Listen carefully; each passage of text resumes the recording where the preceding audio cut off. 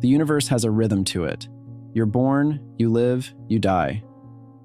This is typically the beginning, middle, and end of the story. From point A to B, this rhythm drives us, shaping our simplest actions and our most complex decisions. We chase the day for all it's worth, or let it slip by idly. Days are numbered, and in the end, everything flashes back, leaving us to judge if we did good, or if we will spend the end regretting the bad. But for me, point A begins at point B. I know this to be true. Nothing ever ends, and all we experience is a reproduction of what once was. Across the universe, chaos creates control, and life arises from death. Time is circular. Nothing is linear. Have you ever been overwhelmed by your thoughts, controlled by an idea you couldn't shake, driven by an unknown force? That happened to me one day. One day, everything changed. I, as an individual, ceased to exist as something singular. I used to believe I was linear. That day, everything about who I was transformed into a different story, a more important story than the one I was used to telling. But I dare not share this story with just anyone. I'm not brave enough. I didn't want to be called crazy or a liar. I'll never be ready for the backlash that would likely come from telling people this. But it's all true. Nothing is ever over. Nothing is ever done. I had never been to the area before. Maybe drove by a few times as a child on the way to Wisconsin Dells, but outside of this, I never even heard of Irene, Illinois. I hadn't even known of its existence until a week earlier. With plenty of time on my hands, I did a lot of digging. Most of it was on YouTube, and after consuming video after video, I still didn't find it, or know what it actually was. It occurred to me I had no idea what I was searching for, just that I would understand the question better once I found its answer. Once, while I was lost in a rabbit hole, I discovered a road far west of the city that intrigued me. The name alone caught my eye, and I imagined the events that might have happened, and could still happen, on its boring stretch. Bloods Point Road, near a town called Irene. Population, not enough. I didn't believe roads were named like that until I looked it up. It was named after the family whose farm once stood there. Naturally, some locals believed it was haunted. I usually dismissed ghost stories, but the more I read about the strange happenings, the more curious I became. Most information was obviously untrue. Stories from bored, lonely people or attention seekers claiming to have seen something that wasn't there. But one story was common across different sources. One I already knew. The tale was familiar, like an urban legend, though I couldn't remember where I'd heard it. But I knew I had. Reading about the drag race that claimed 2 high school boys in the 80s left me feeling empty. The story seemed incomplete, and it consumed me, trying to imagine what part was missing. It lingered in the back of my mind for weeks, at work, at home, out with friends. I needed to know more. It was no longer a simple curiosity. So, on a cloudy June afternoon, I filled my tank and left the city. After an hour and a half, I arrived at the road and the town I had never been to before. The asphalt hadn't been replaced for several years. Northern Illinois isn't known for its sunshine, but this road could easily have been one in the middle of the desert. The ground beneath it was uneven, causing my car to hop along its imperfections at 60 miles an hour. I was out in the open, surrounded by sprouting farm fields I didn't know. There wasn't another car or person in sight, just a few sheds, barns, and maybe 2 houses a few miles apart. Ever since I was a kid, I hated being in cars. Long rides left me with an agonizing emptiness in my stomach. My impatience reminded me of those long car rides.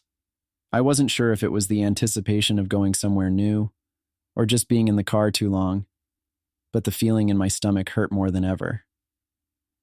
I didn't have a specific spot on the road picked out, but I knew from the maps that the curve a mile ahead was essentially the end of the road. It wasn't what I was looking for. I pulled over next to a tree. Call it instinct or old-fashioned instability. But I knew I was where I needed to be. I didn't put the car in park right away. A feeling of intense dread washed over me, and I questioned what I was doing there. There had to be a reason, but thinking about it only brought more questions. I was usually skeptical of such stories, yet there I was, pulled over on the side of the road, for reasons I couldn't fully explain. My phone's data fluctuated between none and some. I sat there for a few moments before putting the car in park. The running engine was the only intrusive sound, and when I shut it off, an eerie silence enveloped me. The wind was still. Not even the grass or foliage rustled. Nowhere to be found were any groups of trees or forests where the cicadas are sounding. Everything was so wide open you could land a jet on this flat land. Or something else. The spring air wasn't entirely warm yet, but the chill didn't bother me much. The sun was minutes from disappearing, though it wouldn't be entirely dark out for a while. I wished I had the foresight to leave home earlier than I did. The smell of the surrounding farms filled the air, reminding me of childhood visits to pumpkin patches. I looked at the spot across the road from my car. Just looking at it sent a wave of dread down my back and arms. I knew this had to be the place where it happened. I knew this was where they died. The drag racers. The wreck. It happened near that large tree. I stood there for a few minutes, hitting my vape. I didn't know what else to do other than stand there and look around. I had no real plan, so I felt lost about what to do once I had enough nicotine. One thing I knew was that I didn't want to leave right away. I couldn't leave, but I couldn't stay. My concentration was broken by an approaching sound. A mile down the road, another car was coming from the same direction I did. As soon as I saw it, I wanted to leave. After all, I was a visitor, and I was sure that, with all the information I had found about this road, the locals were tired of ghost hunters invading their home. The car pulled over not too far behind mine. I didn't look too closely at the driver but saw long enough to see he was alone and not a cop. I wasn't trespassing, but I wasn't invited either. I figured he was some farmer's son, sent to chase me away. I put my right hand in my pocket, gripping my keys as a potential weapon if necessary. "What are you doing here?" he said. He appeared stronger than I was, his biceps more visible as he forced his hands into his pants pockets. He also was not dressed for the change in temperature. We seemed to both be in our mid-20s. His eyes were soft. Too soft for someone who scared me. Too comforting for being so dangerous. "I'm sorry. I don't mean any harm," I said. "Harm?" "Yes," I continued. "I saw this place online, and I'm sure you guys are sick of people coming here, but I just wanted to see it for myself."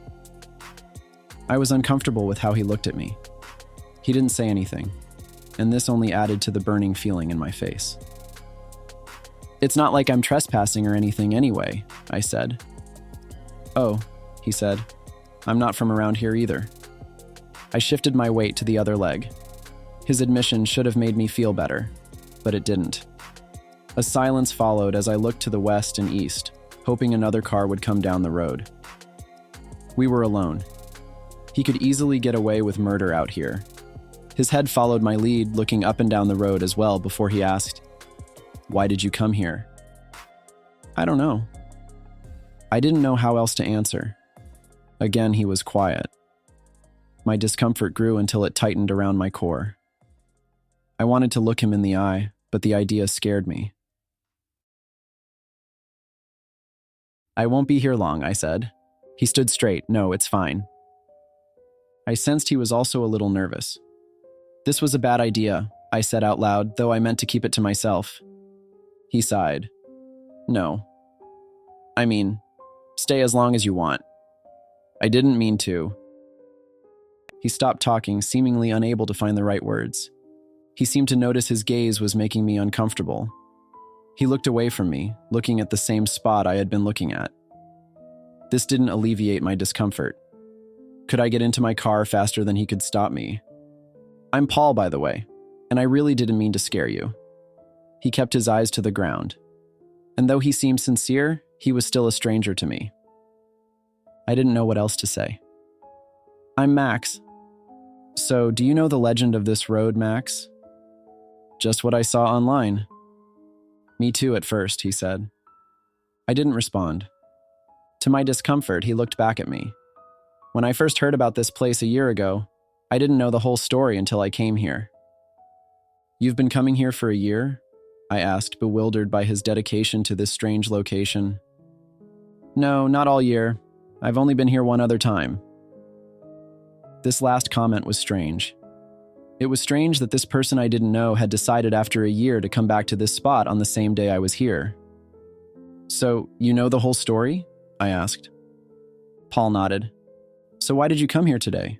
I asked. My good sense told me to leave, but some part of me froze. I didn't know why I was entertaining him, but I couldn't run away. "It's kind of an important day," he said. I didn't know if I should keep questioning him. People don't usually talk like this. Strangers on a lonely road don't usually go this far in conversation. People who don't know each other aren't this familiar. A few more moments passed where nothing was said, no eye contact made. At first, I was apprehensive about him, but my curiosity raised more questions. "Where are you from?" I asked. "Naperville. You?" "Chicago," I said. "Lincoln Park." "Fancy?" I laughed. "Yeah, that's always been my experience." We both smiled. Then he got serious again and said, "But I used to be from here, a long time ago." I was weirdly interested in Paul. I wanted to continue our conversation but didn't know where to go from there. I watched him from the corner of my eye as we stood side by side, staring at the road. I ran through my mind dumb things to ask him, pointless things to keep his interest. I didn't even know why I wanted to keep his interest. He scared me, but also held my attention. I remembered something he had said a minute earlier. "So, are you going to tell me?" "Tell you what?" he said with confusion. "About the story, the whole story. You said you knew." Paul grabbed a small rock from the road and threw it into the field. "What do you already know?" "Drag racers," I said. "In the 80s, 2 high school boys died here. Now their ghosts haunt this road." Paul half smiled. Pretty close. "What did I leave out?" "It wasn't in the 80s, it actually happened in 91, he said. "I was born in 2001, but that year, 1991, meant a lot to me. I used to joke I was born 10 years too late, that I should have been a child of the 90s instead of the aughts." By this time, the sun had disappeared, leaving only the remains of its beautiful spectrum. I didn't want to be there after dark with him, but something made me want to know more, even as another part of me said run. I wasn't sure so much if I actually believed in the paranormal as much as I just enjoyed the stories. The lack of words between us grew loud. Or was it the cicadas and the crickets excited about the vernal beginnings? "You know they're not here anymore," he said as a fact and not a question. His words stopped my thoughts and the loud ringing. "Who's not here?" I asked. He ignored my question. "I know you better than you think, Max. This isn't the first time we met." And just like that, any building attraction I felt wasn't worth it. I was afraid of him again. "I should go," I said. I turned for my car, which was only a few feet away. Longest few feet I stared down in a while. Paul stood still as I quickly pulled open the door. "I bet you can't even get that piece of shit over 60. His words may have sounded like an out-of-place insult, but they froze me as I was halfway seated. He knew I would fully and immediately understand their meaning. With my keys in hand, I got out of the car. I couldn't look at him right away. But when I met his eyes, a world I had forgotten came crashing into my own. I slammed the door shut again and said, "I remember that." "I knew you would." I kept my eyes on his. "Why do I remember that?" "Can you imagine dying young?" Paul asked, ignoring my question. "Dying younger than what we are now?" Then a sadness filled every part of him. Not just dying, but being torn apart, melted alive, destroyed beyond recognition. I stopped the ugly things he was saying with a finger over his lips. "You know, strangers are never this familiar with each other." "Yes, I can," I said. "I can imagine what that does to someone." "How?" he said with a quiver in his voice. "I don't know." I lied. But then I remembered 2 beautiful girls. "Casey and Evelyn," I said. Paul smiled sadly and looked away. "Evelyn still lives nearby. She's already a widowed grandmother and isn't even 50 yet. I don't know what happened to Casey. No socials, no records, no forwarding address." Then I said, "Boys do stupid things to impress their girlfriends." Paul laughed. "Or impress people who weren't their girlfriends." I smiled sadly. The feeling throughout my body was one of elation, sadness, and accomplishment. Paul picked up another rock and threw it as far as he could. The old newspaper article I found said they were killed instantly. The details were gruesome. They involved decapitation and severe burning. I read somewhere once, sometimes spirits haunt a place because they didn't know what happened, and sometimes they don't even know they're dead. I don't believe in ghosts. Yes? You do? I looked away. I could see everything playing out in my head. The race, the crash, and the burning. There is nothing instant about death. I looked back into his soft eyes. There was a deer. There was. Another silence. I was alone on this road with Paul, and a lone red streak in the western sky was all that was left of the day. My heart beat rapidly and hard in my chest. It felt like enough to kill me. I leaned back against my car and slid until I was sitting on the road. I couldn't look Paul in the eyes, but I couldn't look away either. He positioned himself in front of me. I wasn't scared. "How long do you think it took?" Paul asked me. How long what took? For them to realize what happened? I tried to make up a story directly from my imagination. The idea was taken over as I let the memories come around instead. They knew right away. They could hear the screams, the pain. They knew right away. A tear rolled down my cheek, and Paul caught it with his thumb. His touch filtered through my body, and I was happy for it. "You think so?" "I know so." "Do you remember?" "Yes, I do." Paul trembled as much as I did. "What do you remember?" "I remember being lost for a long time." "Keep going." "I remember your comment about my Mustang, how I couldn't get it over 60, and I remember everything after that." Paul looked away. "So do I, but you're missing a major part. You knew what happened right away. You knew what we were, but I couldn't. I didn't want to admit I was dead." I nodded with more tears. It took me a long time to sit here for what felt like eons with nothing but the gray world around us stagnant as death. You could have left that agony at any time, but you didn't. Why? It was my fault. The deer was in front of my car, not yours. I was the one who swerved. I killed you. But I'm alive now? I couldn't control my emotions. "But I killed you." His hands were on my face. His touch felt like home. "You were just a kid, and it wasn't your fault. We did a stupid thing, and now we have a second chance to do more stupid things." Naturally, he moved closer and drew me into a tight hug. When he was close to me, when I was in his warm embrace, a lifetime of feeling empty, a lifetime of incompleteness, all went away. I've waited years to hold the being I loved. As spirits, we were never alone, but I never felt his touch. I never felt his physical being, his actual warmth, and not just the astral. Our cheeks pressed together, his heartbeat as hard as mine.